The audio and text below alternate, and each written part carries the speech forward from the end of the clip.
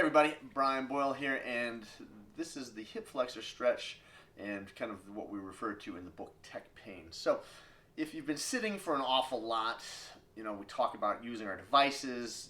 What ends up happening is throughout the day, whether we're at a computer station, whether we're at the local coffee shop, whether you're just in your nice lazy boy, comfy chair at the house, a lot of sitting, a lot of viewing, a lot of poor posture opportunity. And what really kind of takes the hit in all of this is the hip flexor. And the hip flexor is made up of two muscles.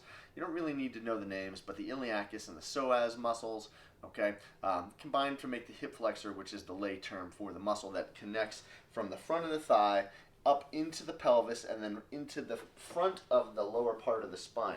So it connects on this diagonal through and is responsible for holding us upright when we're sitting, but is also really, if you kind of stand up and you're kind of stuck like this until you get up and running, so to speak, the hip flexor is what keeps us tight there. So if you ever have difficulty just kind of lifting the leg up, or if there's pain in the pelvis or in the low back, we oftentimes think of the hip flexor as the culprit, especially in somebody that's been sitting for an awful lot. So one way to combat that is to stretch the hip flexor. Now, I'm going to show you a couple different variations of how to stretch that, again, depending on what you have. So treatment table, think bed, okay? For the purposes here, treatment table is just easier just to show you how to do this.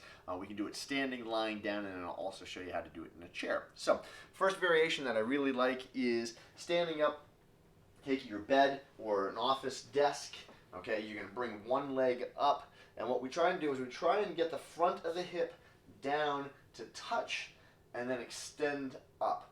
And what you'll notice is you'll feel that right in that front pocket. Okay, sometimes if you're really, really tight, you may feel it in the low back. The goal is to try and keep the tummy nice and tight and to try and stretch the muscle as if it was going into the pelvis and up towards the spine. Now, again, hold that 30 seconds to a minute, and then you can switch legs. All you do is just kind of turn around, again, switch the legs. You can see I'm pretty tight in my hip flexors, even though I try and stretch the heck out of them. One of those things that I constantly battle with, lots of years of long distance running, so I constantly am stretching my hip flexors. Another variation of that is to lie down on your back and then just let the leg hang off the side. So if this is more comfortable, you can lie down on your back, let the leg hang off the side. You can bring the other knee kind of up, hold up underneath the knee, let the weight of the leg stretch the hip flexor.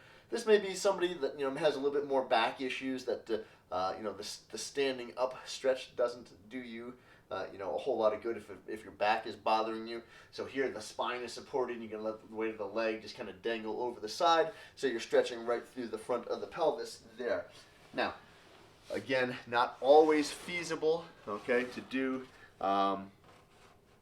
If you've got the ability to use a table or a chair, a table or a bed, great. If not, your office chair is going to work just fine. All you do is you take yourself, you're going to turn in the chair, so I've still got a cheek and kind of the leg situated here. I'm just holding on to the armrest, and again, I'm going to stretch through here.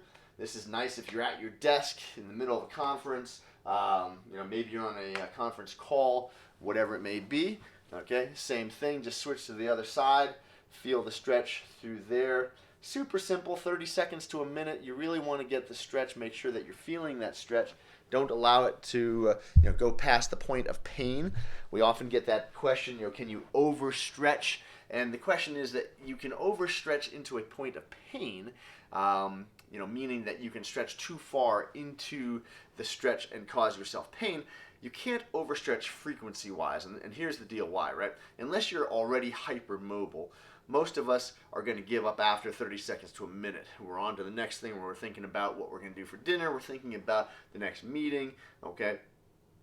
We're going to do this again maybe a couple days from now.